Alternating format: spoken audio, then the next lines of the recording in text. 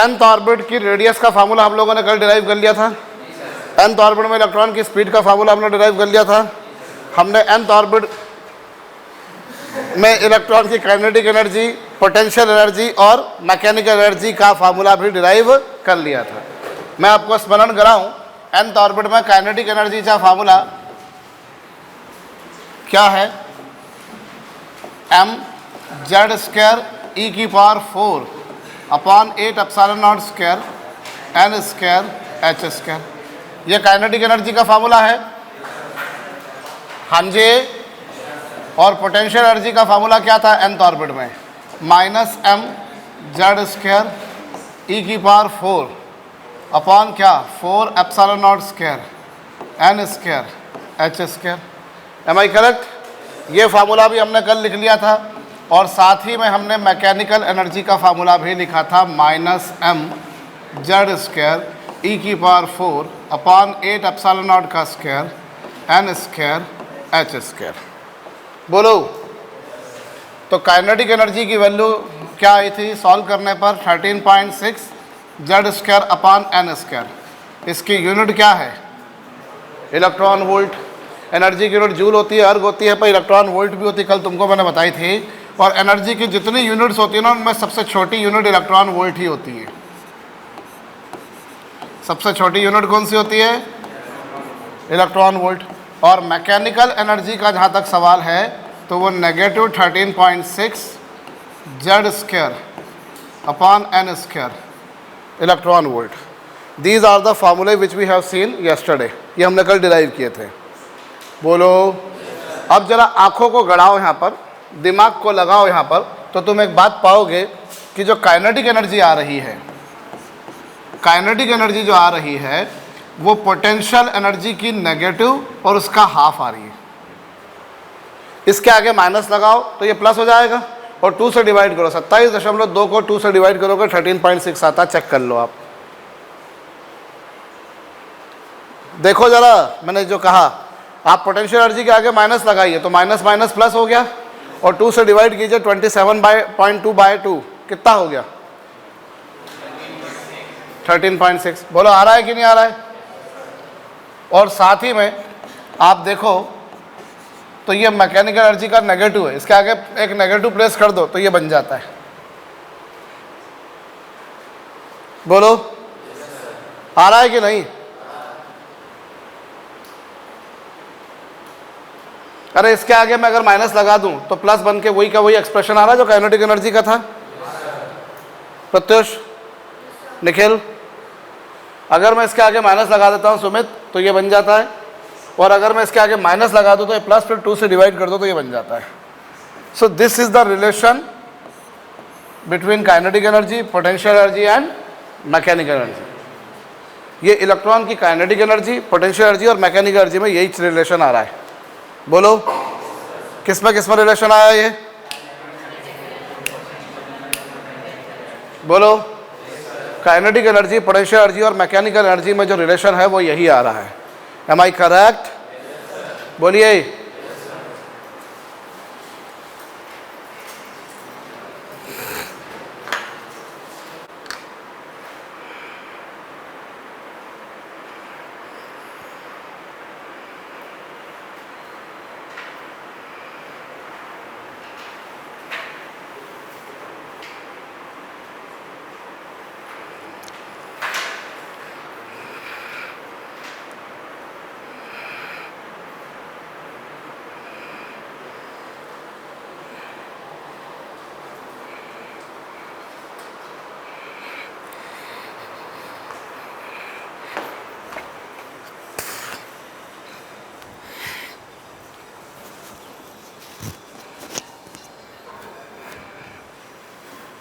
हाँ हाँ, उसके वो विघ्नेश कौशल के यहाँ से आया तो क्या बोल रहे थे?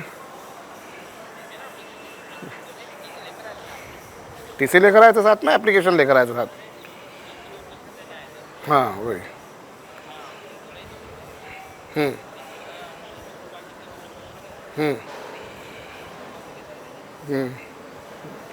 ठीक है।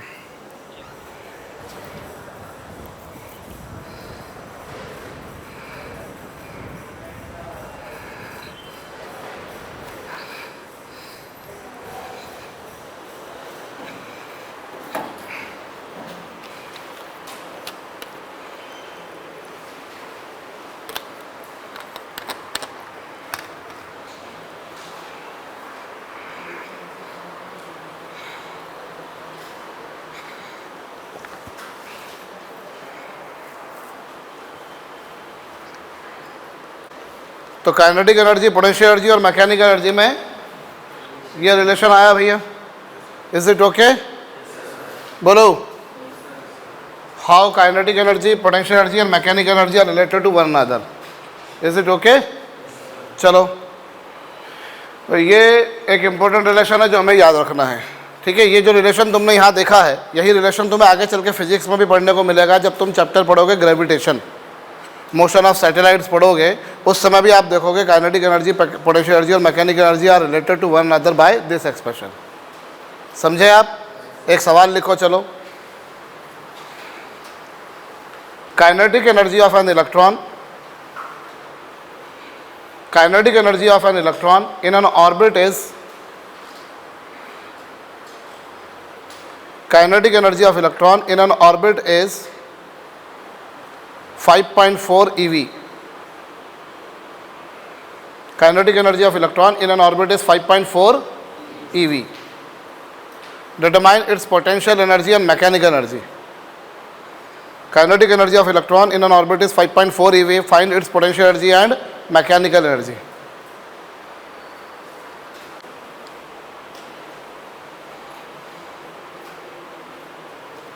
काइनेटिक एनर्जी, पोटेंशियल एनर्जी और मैकेनिकल एनर्जी में क्या रिलेशन है? अंडरस्टूड? बोलिए। चलो, सवाल लिख लिया भैया? कर लिया सवाल? काइनेटिक एनर्जी कितनी दे रखी है तुम्हारे को? देखो, काइनेटिक एनर्जी दे रखी है 5.4 eV। हाँ जी, काइनेटिक एनर्जी है 5.4। तुमसे पोटेंशियल एनर्जी पूछी है, तो पोटेंशियल एनर्जी कितनी आ गई? बोलो, अरे कहिए। काइनेटिक एनर्जी 5.4 है।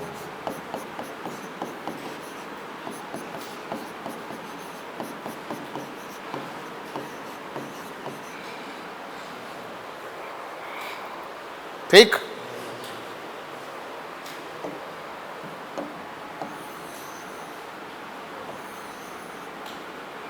और मैकेनिकल एनर्जी ये है। समझ में आई बात या नहीं भैया? भाई काइनेटिक एनर्जी बराबर -u1/2, तो इससे सॉल्व करा, ये आई कि नहीं आई? और इन दोनों को इक्वेट कर दिया तो मैकेनिकल एनर्जी भी आ गई। ठीक,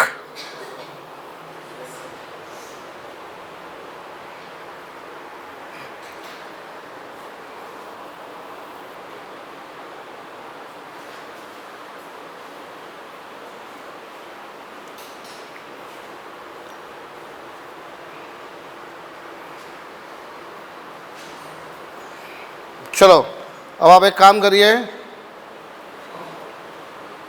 हाइड्रोजन के first, second, third, fourth, fifth, six orbit में मैकेनिकल एनर्जी डिटरमाइन कीजिए। कौन से में? हाइड्रोजन। जब मैं बात करता हूँ हाइड्रोजन की, तो हाइड्रोजन का जड़ कितना होगा? हाइड्रोजन का एटॉमिक नंबर कितना? 1। तो हाइड्रोजन के फर्स्ट ऑर्बिट में, कौन से ऑर्बिट में? फर्स्ट ऑर्बिट में मैकेनिकल एनर्जी क्या होगी? फर्स्ट ऑर्बिट में E1 -13.6 Z²/n²। कितना आ जाएगा ये? -13.6 eV आ गई। हाँ जी, ये हाइड्रोजन के फर्स्ट ऑर्बिट में आई। ऐसे second, third, fourth, fifth orbit में निकालिए। हाइड्रोजन के फर्स्ट ऑर्बिट में निकालिए। ऐसे सेकंड ऑर्बिट में जेड की वैल्यू 1 रखी, एन की वैल्यू 2 रखी। क्या मैं सही हूँ? बोलो। थर्ड ऑर्बिट में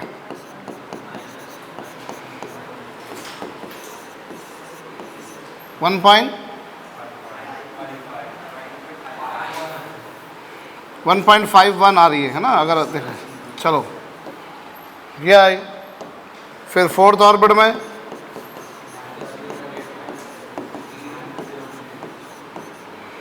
सही हूँ मैं? फिफ्थ ऑर्बिट में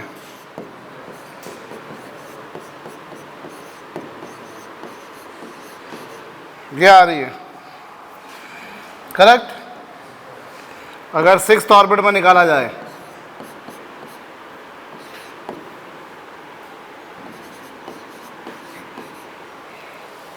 तकरीबन इतनी आ रही है।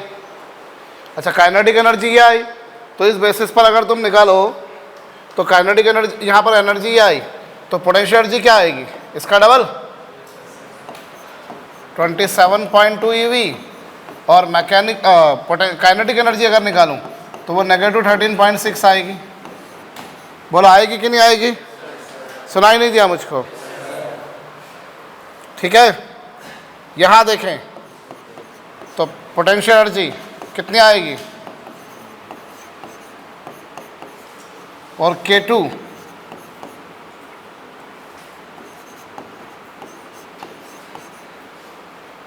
बोलो ठीक है। और कहिए फिर तीसरे में ये कितना आ रहा है,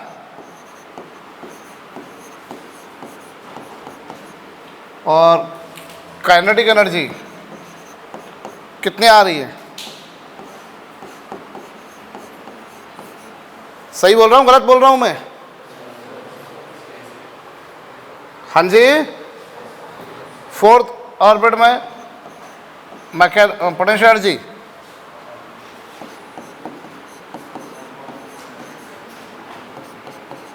और काइनेटिक एनर्जी कितनी आ रही है? सही बोल रहा हूं? पोटेंशियल एनर्जी और ये कितनी आ रही है?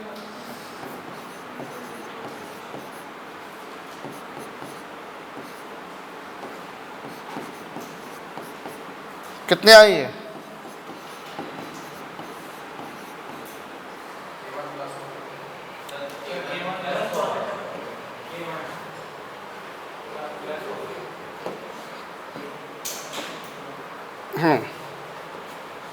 फिर तुम्हारे पास ये U6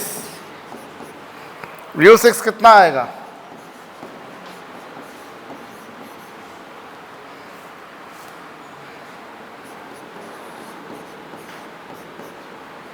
K6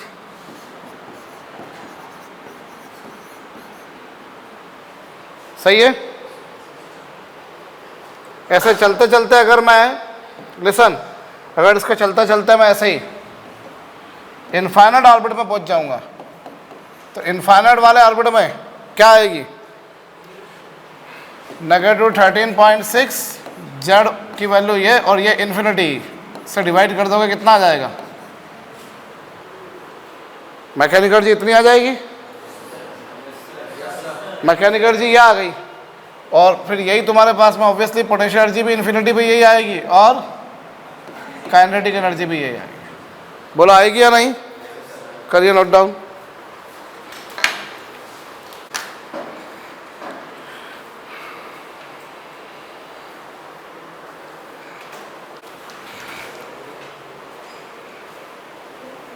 कर लिया? तो तुमने क्या देखा, जैसे जैसे तुम न्यूक्लियस से दूर जा रहे हो, जैसे जैसे तुम न्यूक्लियस से दूर जा रहे हो वैसे वैसे क्या हो रहा है, एनर्जी क्या हो रही है? बढ़ रही है। ये -13.6 थी, फिर -3.4 ज़्यादा होगा, -1.51 और ज़्यादा होगा, -0.85 और ज़्यादा होगा। बोलो ना। तो as I am receding away from nucleus, energy क्या हो रही है? सुनाई नहीं दिया मेरे को? अच्छा, पोटेंशियल एनर्जी क्या हो रही है? और काइनेटिक एनर्जी? काइनेटिक एनर्जी घट रही है। इसको तुम यूँ समझो कि कल आखिर में तुमने क्या देखा कि स्पीड घटती है। स्पीड घटती है, जब स्पीड घटेगी तो काइनेटिक एनर्जी भी क्या होगी? तो काइनेटिक एनर्जी घट रही है और पोटेंशियल एनर्जी बढ़ रही है, और मैकेनिकल एनर्जी भी क्या हो रही है? बढ़ रही है। बोलो, समझ में आई बात? लिखो, therefore on receding away from the nucleus, therefore on receding away from nucleus, therefore on receding away from nucleus, kinetic energy is on receding away from nucleus, kinetic energy is decreased. On receding away from nucleus, kinetic energy is decreased, while mechanical energy and potential energy are increased. Therefore, on receding away from nucleus, kinetic energy is decreased.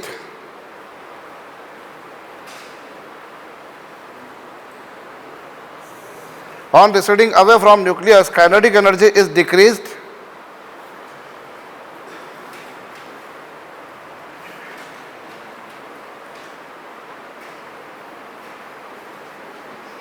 kinetic energy is decreased. Clear? While mechanical energy and potential energy are increased.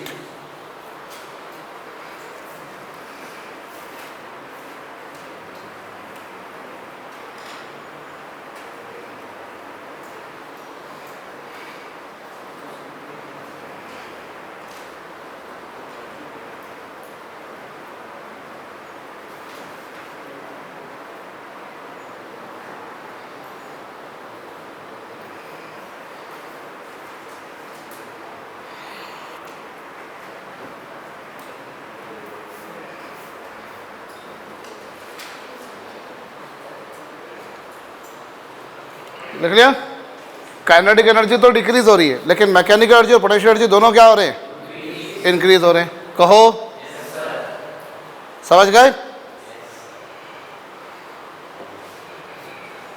चलो अब एक काम करें, हम difference निकालते हैं. E2 minus E1, second orbit और first orbit की एनर्जी. सेकंड ऑर्बिट की एनर्जी कितनी है और ये कितनी है? क्या आ रहा है?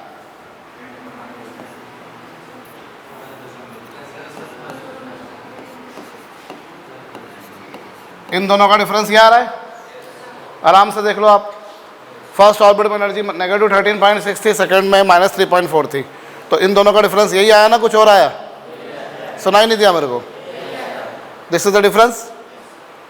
अब आप एक काम करो, थर्ड और सेकंड का, फोर्थ और थर्ड का, फिर फिफ्थ और फोर्थ का, फिर सिक्स्थ और फिफ्थ का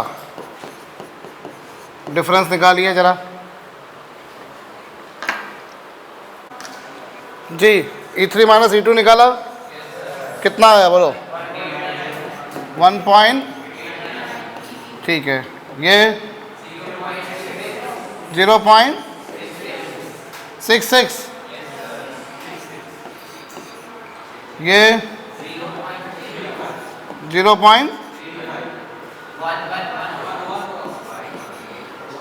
ये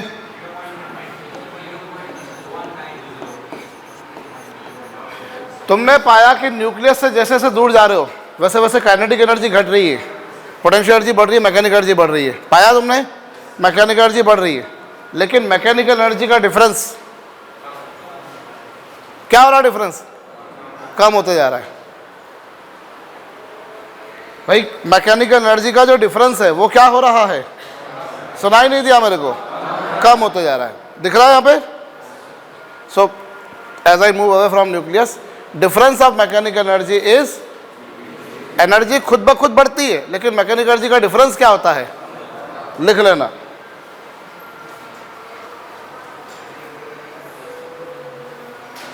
on moving away from nucleus, on moving away from nucleus, difference of energy is decreased. On moving away from nucleus, difference of energy is decreased.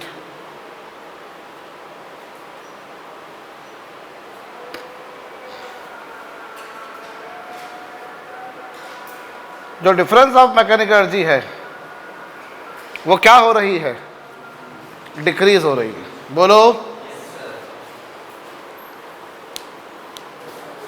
Difference of mechanical energy क्या हो रही है? Decrease हो रही है। समझ में आ गया यहां तक? जैसे जैसे हम न्यूक्लियस से दूर जाएंगे वैसे वैसे काइनेटिक एनर्जी घटेगी, पोटेंशियल एनर्जी, मैकेनिकल एनर्जी बढ़ेंगे, और मैकेनिकल एनर्जी का डिफरेंस क्या होगा? You see, difference of mechanical energy is decreased. बोलो,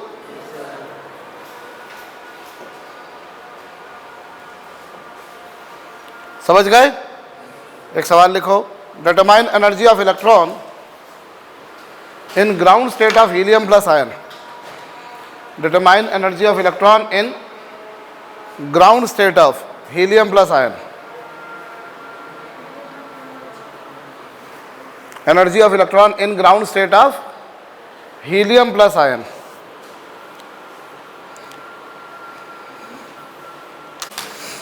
कौन सा आयन भैया? Helium plus ion. तो हीलियम प्लस आयन का जड़ कौन सा है? 2 है। और ग्राउंड स्टेट मतलब कौन सा orbit? First orbit. Normally electron जिस ऑर्बिट में घूमता है उसे ग्राउंड स्टेट बोलते हैं, उसके बाद की जितनी भी होती है सारी एक्साइटेड स्टेट कहलाती है, मैं कल बता चुका हूँ। बोलो, तो यहाँ एनर्जी निकालो। एनर्जी नेगेटिव 13.6, जेड की वैल्यू ये और एन की वैल्यू ये, कितना आएगा? बोलो, ठीक? समझ गए?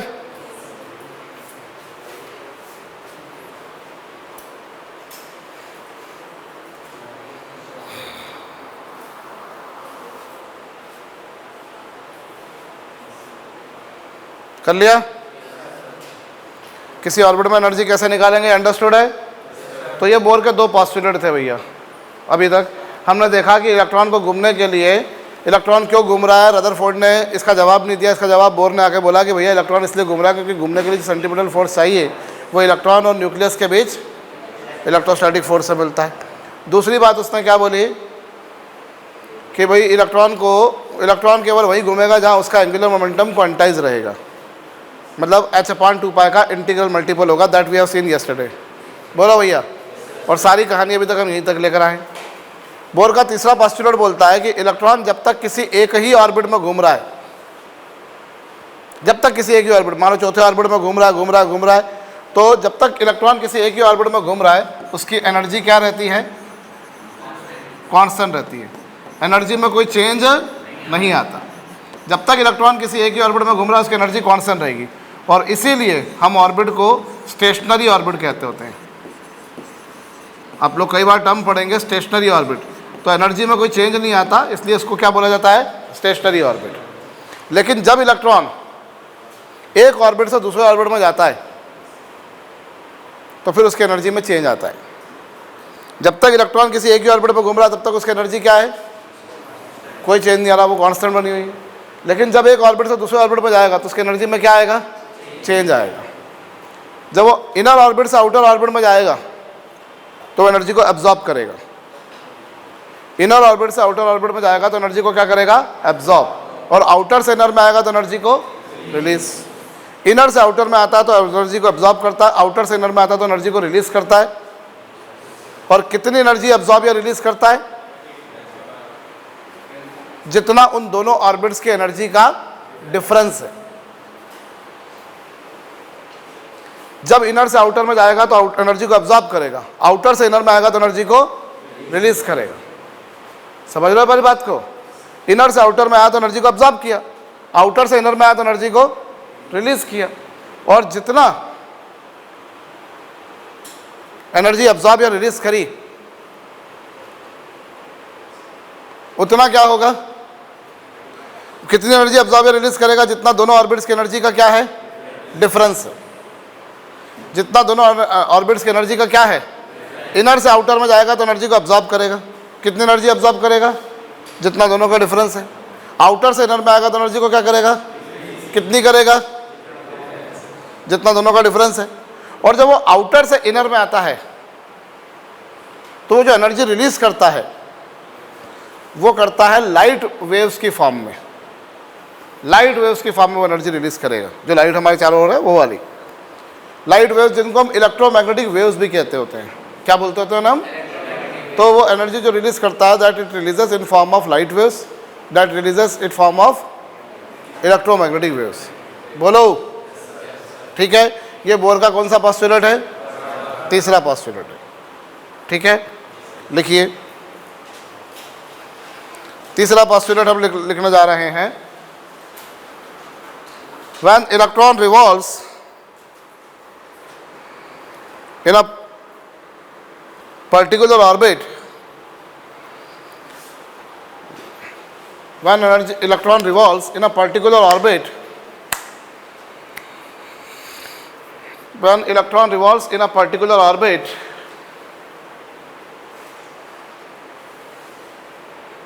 then its energy remains constant. When electron revolves in a particular orbit, then its energy remains constant. When electron revolves in a particular orbit, then its energy remains constant. उसकी energy क्या रहती है?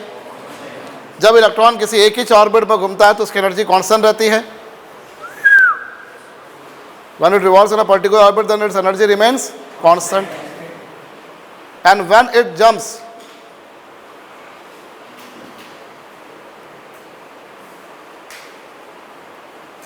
from inner orbit to outer orbit,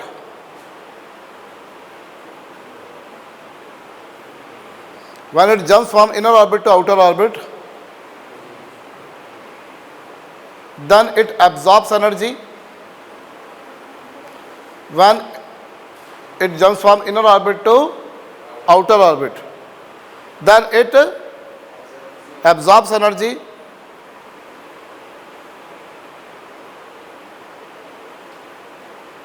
लिख लिया? When it jumps from inner orbit to outer orbit, then it absorbs energy. And when it jumps from outer to inner orbit, when it jumps from outer to inner orbit, then it releases energy.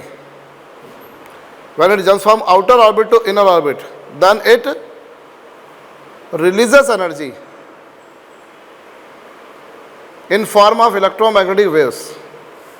When it jumps from outer orbit to inner orbit, then it releases energy in form of electromagnetic waves.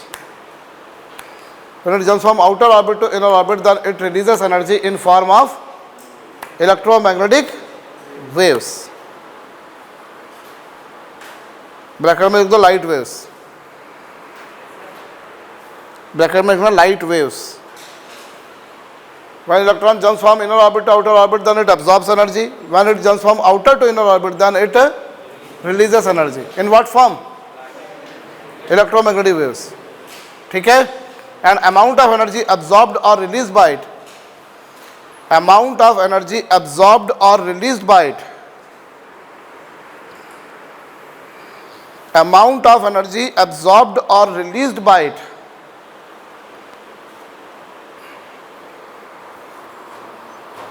Amount of energy absorbed or released by it is equal to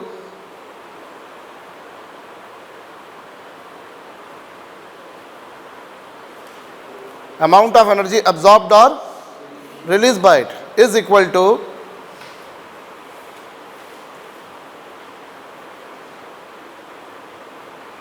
amount of energy absorbed or released by it is equal to difference of energies. Difference of energies of both the orbits. Amount of energy absorbed or released by it is equal to difference of energies of both the orbits. इसने कितनी energy absorb या release करनी है? जितनी दोनों orbits की energy का क्या है? डिफरेंस है। बोलो।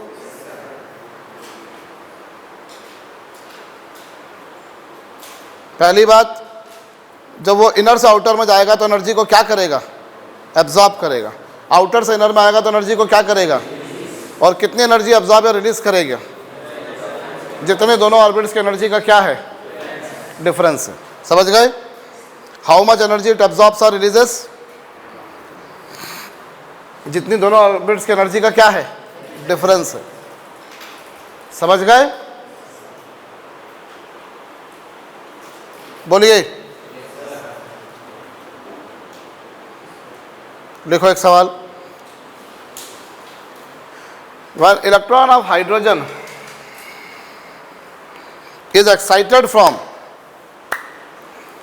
one electron of hydrogen is excited from ground state to second excited state. One electron of hydrogen is excited from ground state to second excited state.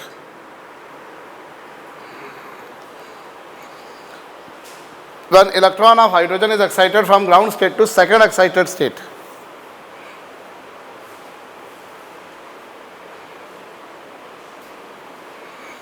When electron of hydrogen is excited from ground state to, then how much energy is required? Then how much energy is required?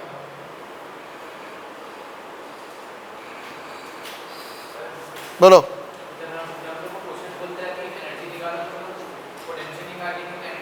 केवल mechanical energy.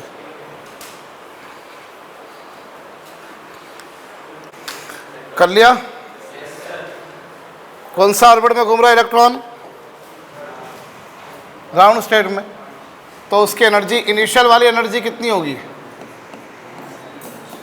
Initially first orbit में electron, और hydrogen के first orbit में energy तुम्हें मालूम है कितनी होती है? फाइनली किस में गया वो? थर्ड ऑर्बिट में। थर्ड ऑर्बिट में एनर्जी कितनी है? Am I correct? तो कितनी एनर्जी अब्जॉर्ब या रिलीज करेगा? जितनी इन दोनों एनर्जी ऑर्बिट्स की एनर्जी का क्या है?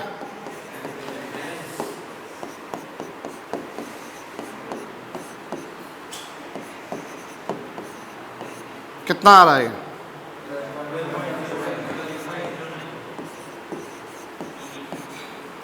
So it will require this much amount of energy. बोलो।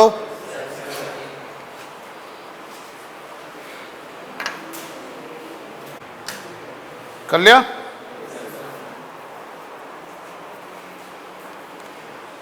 लिखो, electron of hydrogen is revolving in ground state. Electron of hydrogen is revolving in ground state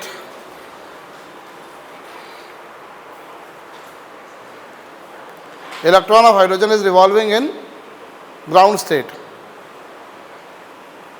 When 10.2 eV energy is given to it, electron of hydrogen is revolving in ground state.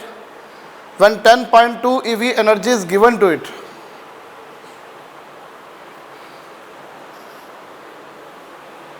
when 10.2 eV energy is given to it, electron of hydrogen is revolving in ground state when 10.2 eV energy is given to it. What is the change in its angular momentum? What is the change in its angular momentum? When 10.2 eV energy is given to it, what is the change in its angular momentum?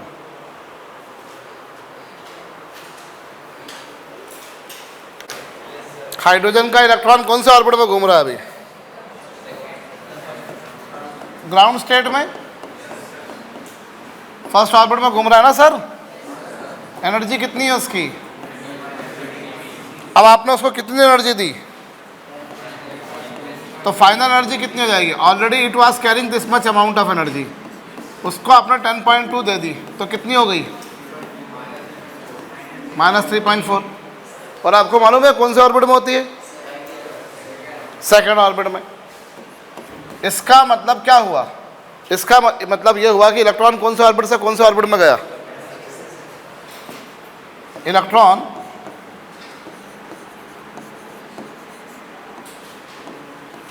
First orbit से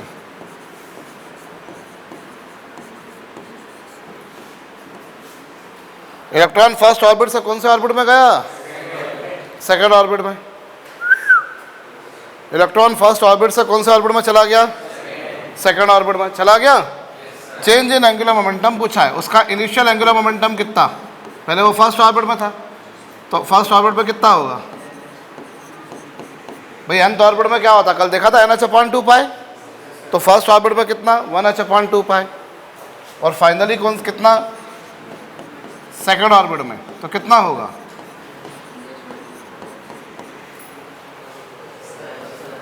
बोलो ना। तो change कितने का आया? Final minus initial, 2h/2 pi minus 1h/2 पाई, कितना?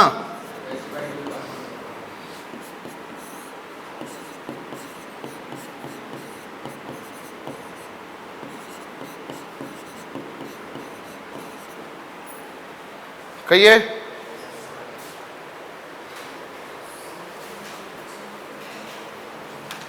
और angular momentum की यूनिट होती है जूल सेकंड। भाई प्लैंक कांस्टेंट की वैल्यू कल देखी थी ना हमने, इतनी होती है, समझे?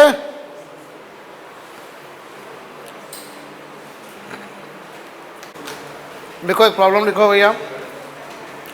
One electron of helium plus ion, when electron of helium plus ion jumps from second orbit to first orbit,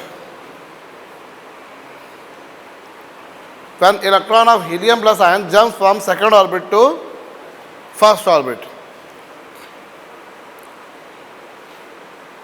then how much wavelength it releases? When electron of helium plus ion jumps from second orbit to first orbit, how much wavelength it releases? When electron of helium plus ion jumps from second orbit to first orbit, how much wavelength it releases?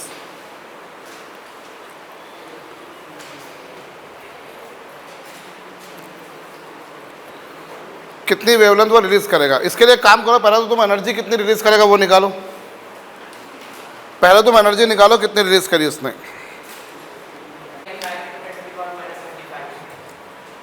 देखो initially कितनी energy थी? Initially कौन सा orbit में? वो Z की value भी 2, N की वैल्यू भी 2, कितनी आई एनर्जी?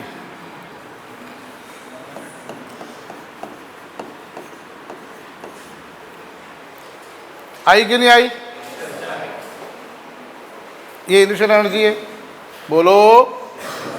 अच्छा फाइनल कितनी? फाइनली कौन से ऑर्बिट में गया वो?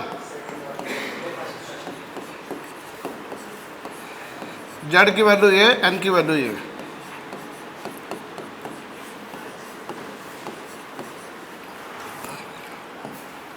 कितनी एनर्जी वो रिलीज, कितनी एनर्जी उसने रिलीज करी? जितनी दोनों की एनर्जी का क्या है डिफरेंस है? अरे बोलो।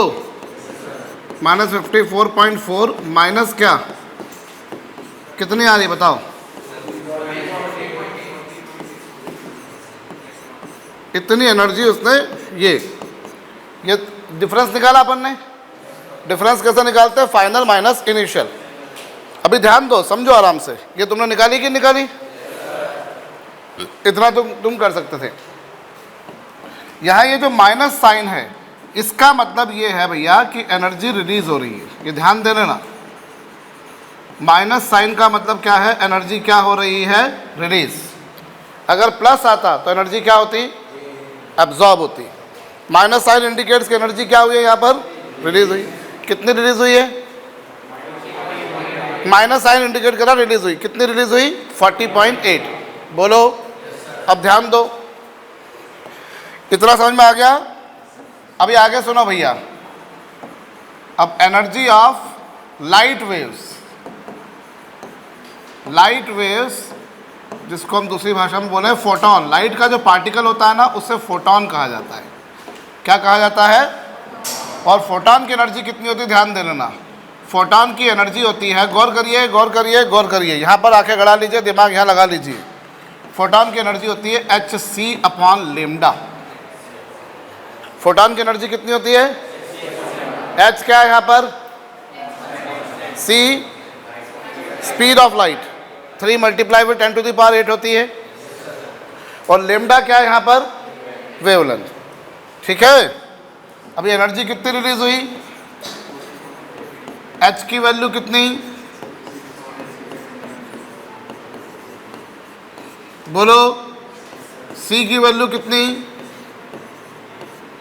और डिनोमिनेटर में क्या, लेमडा, निकालो यहां से। इतनी एनर्जी रिलीज हुई, लाइट की एनर्जी बराबर क्या होता है, hc/λ। h क्या है यहाँ पर, c क्या है, स्पीड ऑफ लाइट, और लेमडा क्या है, वेवलेंथ। निकालिए, निकाल लिया, कितनी आ रही wavelength,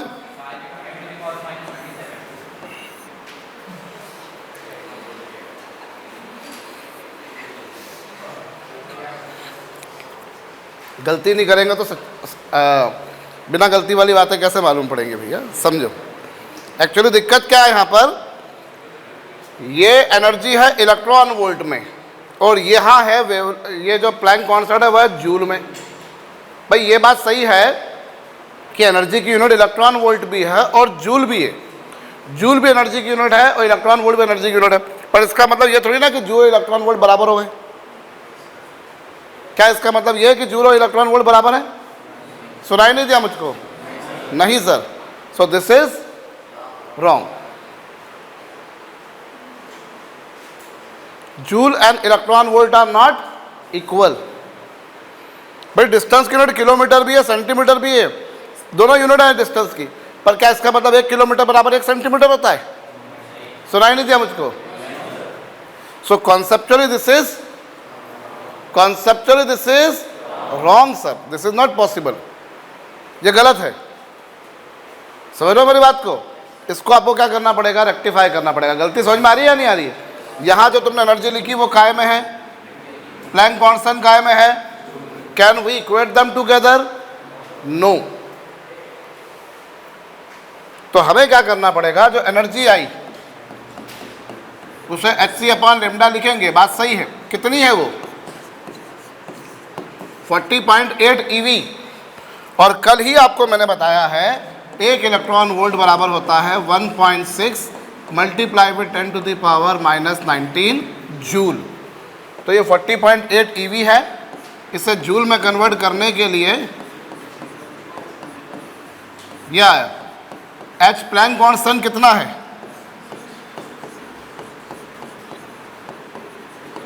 c speed of light कितनी है, बोलो, और लेमडा निकालना है। अभी इसको सिंप्लीफाई करो और लेमडा निकालो, करो सॉल्व इसको।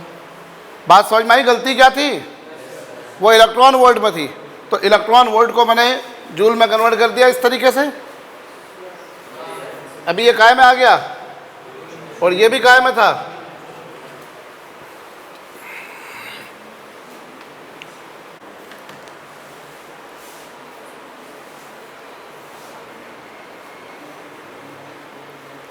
कितना है ये, 6.6 इंटू 3 19.8 हो जाएगा। इसे इससे डिवाइड करो, कितनी आ रही बताइए,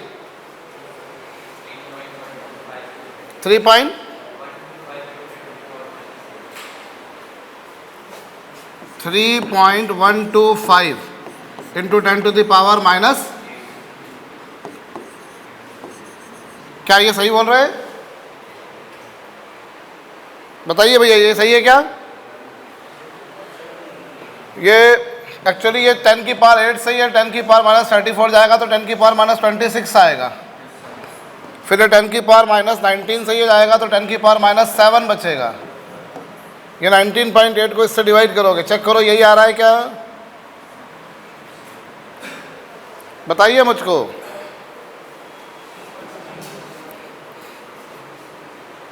यही आ रहा है क्या, सही किया ये? अभी ये काहे में आया, मीटर में आया, काहे में आया ये, इसको ऑंगस्ट्रॉम में अगर कन्वर्ट करना है तो ये 10 की पावर -10 है, -8 है। कल मैंने बताया था ऑंगस्ट्रॉम में कन्वर्ट करने के लिए 10 की पावर 10 से मल्टीप्लाई करोगे, बताया था। कितना आ गया ये?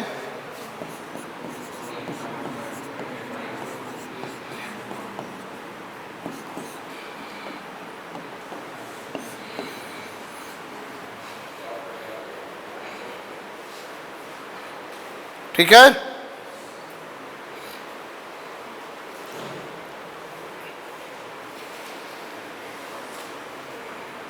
ऑंगस्ट्रॉम में जो वेवलेंथ आएगी वो इतनी आ जाएगी।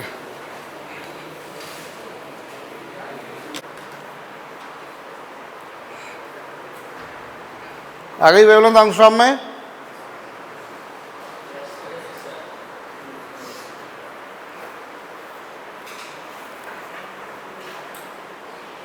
अंडरस्टूड?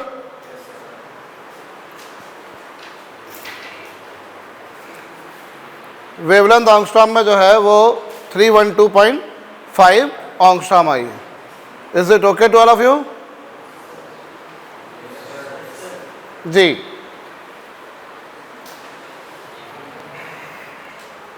देखो पंगा क्या था यहां पर, समझ में आया ना? तुमने यहां पर क्या करा, इलेक्ट्रॉन वोल्ट में रखा, और वहां पर काय में, जूल में। दोनों को इक्वेट नहीं कर सकते, ये बात सही है, दोनों एनर्जी की यूनिट है भाई। जैसे डिस्टेंस की यूनिट किलोमीटर भी होती है, सेंटीमीटर भी होती है। इसका मतलब ये नहीं होगा कि 1 किलोमीटर बराबर 1 सेंटीमीटर रख दूंगा मैं। कुछ वैसे ही काम यहाँ पर था। इलेक्ट्रॉन वोल्ट भी एनर्जी की यूनिट थी, जूल भी थी, पर 1 जूल बराबर 1 इलेक्ट्रॉन वोल्ट नहीं होता। अगर दोनों में रिलेशन देखा जाए तो ये है। तो या तो जूल को इलेक्ट्रॉन वोल्ट में कन्वर्ट करो या इलेक्ट्रॉन वोल्ट को जूल में करो। तो मैंने इलेक्ट्रॉन वोल्ट को जूल में कर लिया। बोलो, उसके बाद निकाला, ये आंसर आया। अंडरस्टूड? ठीक है। अब यहां तुमने जब इस तरीके से किया तो तुमको 2 बार मेहनत करनी पड़ी। पहले तुमको क्या करना पड़ा, इलेक्ट्रॉन वोल्ट को जूल में कन्वर्ट करना पड़ा, क्योंकि एनर्जी डिफरेंस तुमने काय में निकाला, इलेक्ट्रॉन वोल्ट में। फिर इलेक्ट्रॉन वोल्ट को तुमने काय में कन्वर्ट किया, जूल में। अब जूल से वेवलेंथ आई मीटर में, और फिर अगली बार मीटर को काय में चेंज करना पड़ा, ऑंगस्ट्रॉम। तो 2 बार कन्वर्शन फैक्टर चलाना पड़ा कि नहीं? 2 बार कन्वर्शन फैक्टर चलाना पड़ा कि नहीं? पहले तुमने इलेक्ट्रॉन वोल्ट को जूल में कन्वर्ट किया, और बाद में फिर जूल को वेवलेंथ काय में आई, मीटर को काय में कन्वर्ट किया। 2 बार करना पड़ा। इसका एक शॉर्टकट तरीका तुम्हें बताता हूं मैं, एक डायरेक्ट शॉर्टकट तरीका, ये ध्यान दो। एनर्जी को डायरेक्ट इलेक्ट्रॉन वोल्ट में लिखना, आपको जूल में कन्वर्ट करने की जरूरत पड़ेगी नहीं। और इलेक्ट्रॉन वोल्ट को डायरेक्ट काय में लिखना, एनर्जी को काय में लिखना डायरेक्ट। और वेवलेंथ भी तुम्हारे पास में मीटर में नहीं आएगी, डायरेक्ट काय में आ जाएगी, ऑंगस्ट्रॉम। एनर्जी आई इलेक्ट्रॉन वोल्ट में और वेवलेंथ काय में आई, सीधा। आपको 2 बार जो कन्वर्शन करना पड़ रहा है कि नहीं? मुझे कहां कहां मेहनत करनी पड़ी कृष्णन? इलेक्ट्रॉन वोल्ट को काय में कन्वर्ट किया मैंने, मुस्कान, जूल में। और वेवलेंथ आई मीटर में, जानवी, उसको अदिति काय में कन्वर्ट किया तुमने, ऑंगस्ट्रॉम में। तुम एक ही बार में काम कर लो, सीधा एनर्जी इलेक्ट्रॉन वोल्ट के वोल्ट में रखोगे, और वेवलेंथ डायरेक्ट तुम्हारे पास में मीटर में नहीं आएगी, सीधा ही किस में आएगी, ऑंगस्ट्रॉम। समझ में आ रही बात? जैसे यहाँ देखो, इस सवाल में तुम्हारे पास में एनर्जी कितनी थी, 40.8। बोलो, ये शॉर्टकट तरीका है। This will give you wavelength directly in ऑंगस्ट्रॉम।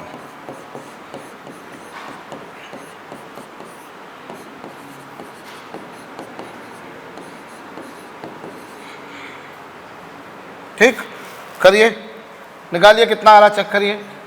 तकरीबन यही मसला फंसना चाहिए। बोलो, क्या आंसर आया? तकरीबन वही आ रहा है। एक्चुअली ये 12375 है, इसको 12400 भी कर सकते हो तुम। 12375 को तुम क्या कर सकते हो, 12400 भी कर सकते हो। ठीक है, तो वो मोटा मोटा सेम आएगा। आई बात समझ में? तो हम ये 2 बार कन्वर्शन फैक्टर चलाने के बजाय एक ही बार में आंसर आ जाएगा। बोलो ना। एक सवाल और लिखो। Electron of lithium 2+ ion, electron of lithium 2+ ion jumps from 3rd orbit to 2nd orbit. Electron of lithium 2+ ion jumps from 3rd orbit to 2nd orbit.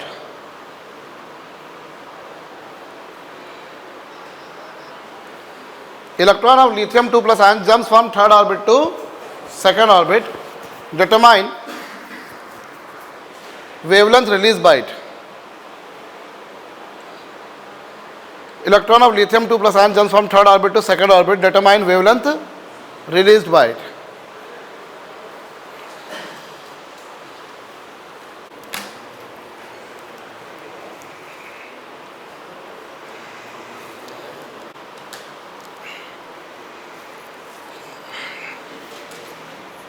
Lithium 2+ ion का इलेक्ट्रॉन कौन से ऑर्बिट से कौन से ऑर्बिट में गया?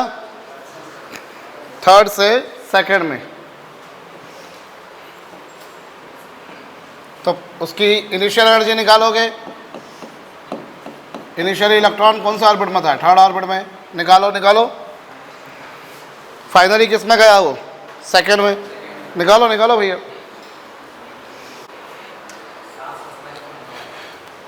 Initial ये lithium है, जेड की वैल्यू भी 3 और एन की वैल्यू भी 3। कितनी आई एनर्जी? बोलो। फाइनली इलेक्ट्रॉन कौन से ऑर्बिट में गया?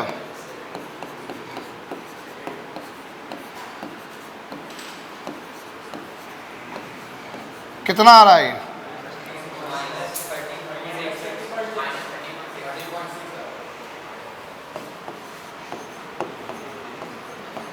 M I correct?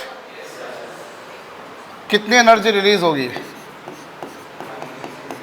Final minus initial.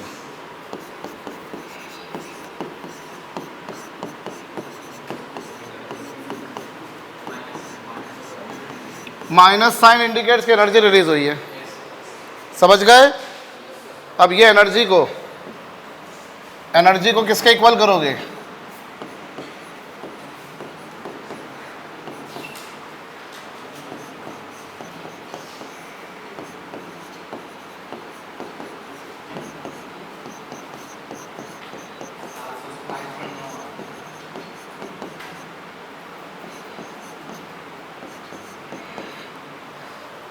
इससे वेवलेंथ डायरेक्ट काय में आ जाएगी?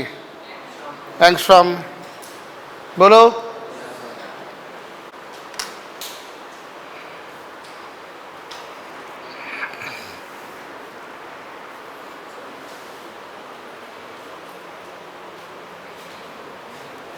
कर लिया? अभी सुनो मेरी बात। nth ऑर्बिट में एनर्जी का फार्मूला तुम्हारे पास में क्या है? -m z² e⁴ upon 8 ε0² n² h²। This is the formula for energy in nth orbit. और एनर्जी का फार्मूला ये है। एनर्जी का एक और फार्मूला बता रहा हूँ, ध्यान दे लेना सभी लोग, आंखें गड़ा लेना, दिमाग लगा लेना। एनर्जी का एक और फार्मूला है -rhc z² upon n²। This is another formula for calculation of energy.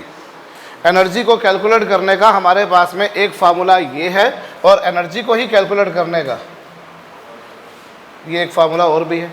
बोलो। एनर्जी का एक फार्मूला ये है और एक ये फार्मूला है। ये जो फार्मूला है, ये फार्मूला किसने दिया है? तो ये रिडबर्ग नाम का एक साइंटिस्ट था। कौन? रिडबर्ग, उसने दिया था। ठीक है। एच क्या है यहाँ पर? सी क्या है? Speed of light. z² से z² यहाँ पर क्या हो जाएगा? कैंसल। n² से n² भी क्या हो जाएगा? और माइनस से माइनस भी कैंसल। तो यहाँ RHC इज इक्वल टू क्या आया? m⁴ upon 8 ε0² h²। यहाँ से R की वैल्यू क्या आई? m⁴ अपॉन 8 ε0² h³ इंटू सी। भाई h नीचे चला जाएगा तो ये आएगा कि नहीं आएगा? और सी भी नीचे आ जाएगा। अब ये क्या है? यहाँ पर देखो तो 8 तो चलो 8 है, ε0 की वैल्यू 8.854, उसका स्क्वायर है। h प्लैंक कांस्टेंट है, उसकी वैल्यू इतनी है। बोलो।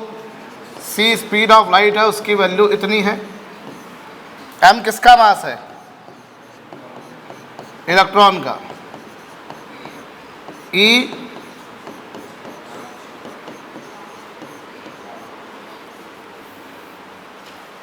बोलो ठीक है।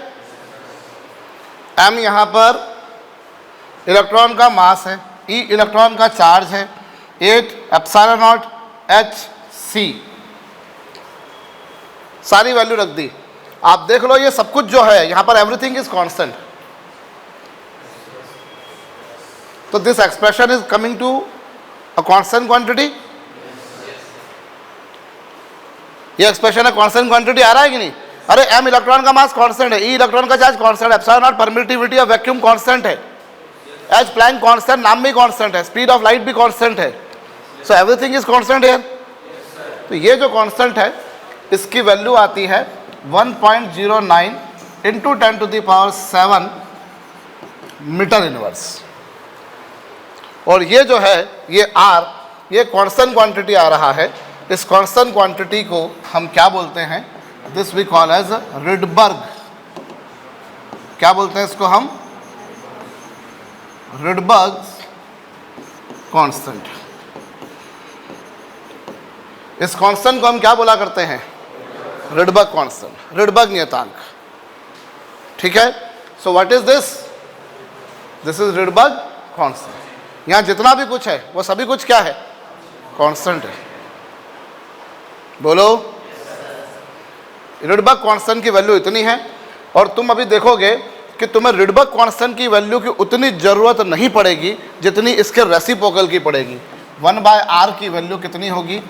1/1.09 इंटू 10⁻⁷। इसे सॉल्व करोगे तो ये आएगा 912 एंगस्ट्रॉम। रिडबर्ग कांस्टेंट की मुझे उतनी जरूरत, उतनी आवश्यकता, उतनी नीड नहीं पड़ती जितनी जरूरत मुझे किसकी पड़ती है? 1/r की। कितनी है 1/r की वैल्यू? कितनी है इसकी वैल्यू? और ये किसकी वैल्यू है? r की। ठीक है, कर लीजिए। आपको रिडबर्ग कांस्टेंट का फार्मूला भी पूछा जा सकता है, आपसे उसकी वैल्यू भी पूछी जा सकती है, और ये आपको 1/r की जरूरत न्यूमेरिकल्स करते समय बार बार पड़ेगी।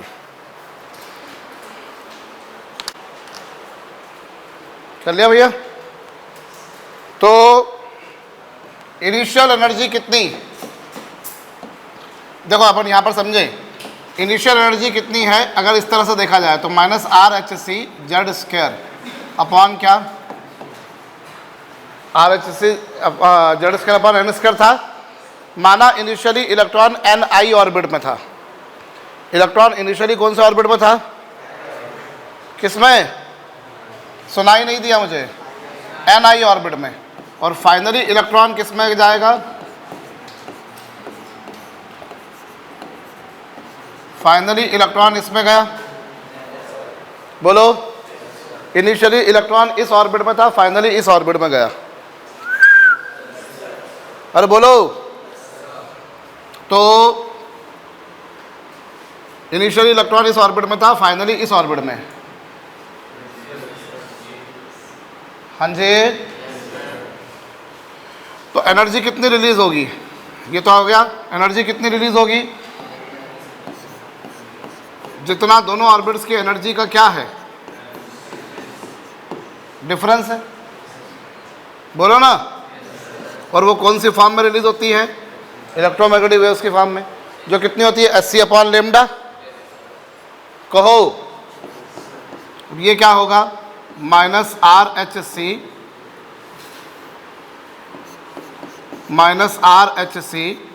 Z² अपॉन क्या?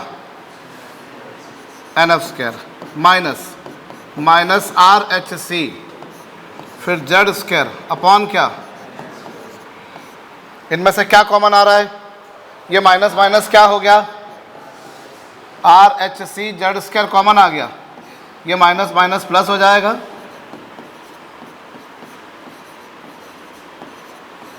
बोलो, यहां SC अपॉन क्या हो गया? SC क्या हो गया? तो यहां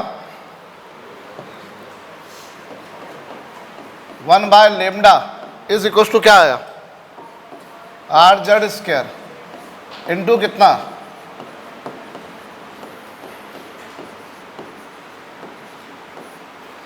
बोलो। तो ये क्या आ गई तुम्हारे पास, बोलो। फाइनल एनर्जी इतनी है, इनिशियल एनर्जी इतनी है, माइनस माइनस प्लस हो गया, आर एच सी दोनों में है, जेड स्क्वायर दोनों में है, एच सी कैंसिल हो गया, फाइनल ये आ गया, बोलो। तो ये वेवलेंथ रिलीज का क्या हो गया हमारे पास में, 1/λ is equal to R Z square into क्या, 1/ni स्क्वायर माइनस ni क्या उसका इनिशियल ऑर्बिट, और nf क्या उसका फाइनल ऑर्बिट, बोलो। तो ये वेवलेंथ रिलीज का एक और फार्मूला तुम्हारे पास आया, ठीक है। पहले इसे नोट डाउन करो।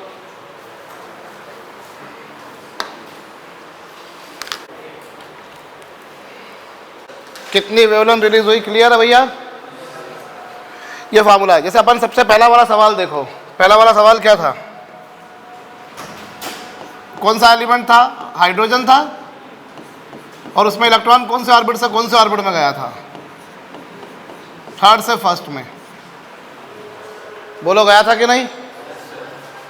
अभी जो पहला सवाल किया, अभी अपन दो सवाल करे इस पर, वेवलेंथ रिलीज पर, वेवलेंथ रिलीज पर दो सवाल करे हम लोगों ने।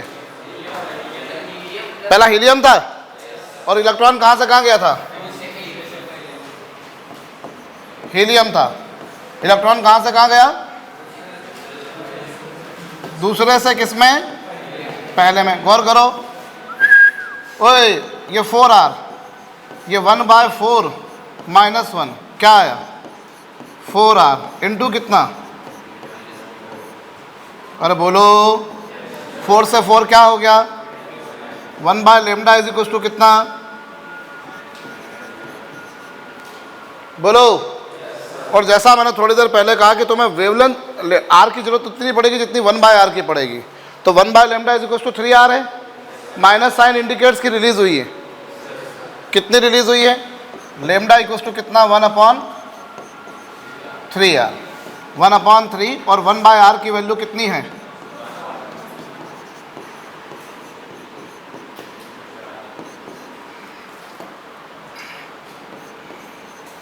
लेमडा की वैल्यू कितनी, 304 एंगस्ट्रॉम, बोलो। अरे कहो,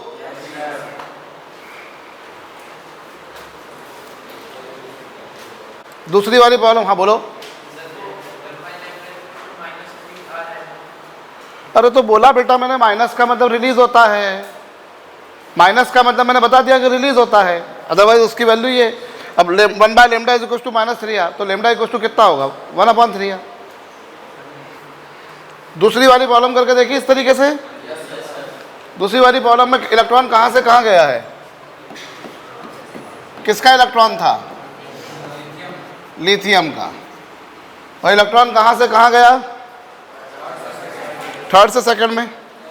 अरे बोलो, इलेक्ट्रॉन इनिशियली थर्ड ऑर्बिट में था, और बाद में कौन से ऑर्बिट में गया, ठीक है, 1/9 - 1/4, 4 - 9/4 × 9, यहाँ कुछ कैंसल हो रहा है, 9 से 9 क्या हो गया, कितना आया ये,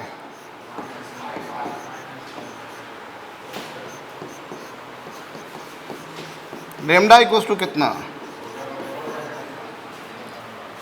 तो लेमडा आएगा 4/5, और 1/r कितना,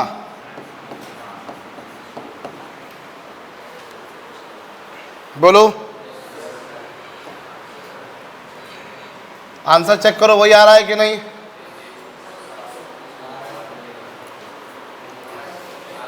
आ रहा है। आपके पास में 3 मेथड है, एनर्जी इलेक्ट्रॉन वोल्ट में निकाल के, फिर जूल में कन्वर्ट करके, वेवलेंथ मीटर में निकाल के, फिर एंगस्ट्रॉम में करो, या एनर्जी डिफरेंस निकालने के बाद में 12375/λ वाला फार्मूला लगाओ, या तीसरा ही है। तीनों में से कौन सी मेथड कन्वीनियंट है, इसमें क्या एनर्जी डिफरेंस निकालने की जरूरत नहीं, डायरेक्ट तुम्हारा काम हो जाएगा, बोलो। So this method would be most useful, बोलो। तो यूजफुल बोल लो या सिंपल बोल लो, सबसे सिंपल मेथड यही है। कहो